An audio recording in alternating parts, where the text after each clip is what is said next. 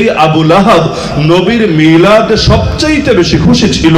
নিজের এত দামি সুন্দরী আকর্ষণীয় দাসীকে পর্যন্ত ভাতিজার জন্মে খুশি হয়ে আজাদ করে দিয়েছিল। একটা দাসী আজাদ করা জনতন ব্যাপার না। আমার নিজের পুত্র সন্তানের জন্মে আমি কি করেছি? কয় টাকার জিনিস সদকা করে দিয়েছি। যে আমার বাচ্চা জন্ম হয়েছে, খুশিতে আইফোনটা আল্লাহ রাস্তায় দান করে দিয়েছি, খুশিতে R15টা আল্লাহ রাস্তায় দান করে দিয়েছি। এগুলো তো কল্পনাও করা যায় না। 10 টাকা 20 টাকা দিতেও তো আমাদের কলিজায় মোচড় দেয়। সেখানে একটা দাসী, দাম তো কম না। এখন তো দাসী প্রথা নাই। যদি থাকতো, একটা সুন্দরী দাসীর দাম কখনো 50 লাখ 1 কোটি অথবা এর চাইতে বেশি হতে পারতো। এই আবু লাহাব এত দামি দাসীটাকে আজাদ করে দিল। তাও কেন? নিজের পুত্রের জন্ম খুশি হয়ে না, নিজের ভাতিজার জন্য খুশি হয়ে।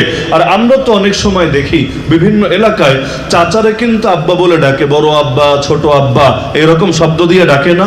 আর বাবার অবর্তমানে চাচাই তো অনেকটা বাবার মতো হয়ে যায়, বাবার ভূমিকা পালন করে। তো তার দিক থেকে যেটা করেছে অবশ্যই অনেক সর্বোচ্চ পর্যায়ে সম্মান দেখিয়েছে, মহব্বত দেখিয়েছে, স্নেহ দেখিয়েছে। নবীর জন্মে, নবীর মিলাদে, মিলাদ মানেই জন্ম, নবীর মিলাদে খুশি হয়ে নিজের দাসীকে পর্যন্ত আজাদ করে দিয়েছে। কিন্তু এই নবী 40টা বছর পরে যখন দাওয়াত দিতে শুরু করেছে, তখন প্রকাশ্য দাওয়াত দেওয়ার পরে সর্বপ্রথম ওই চাচাটাই সবার আগে আঙ্গুল উঁচিয়ে উঁচিয়ে বেয়াদবি করেছে।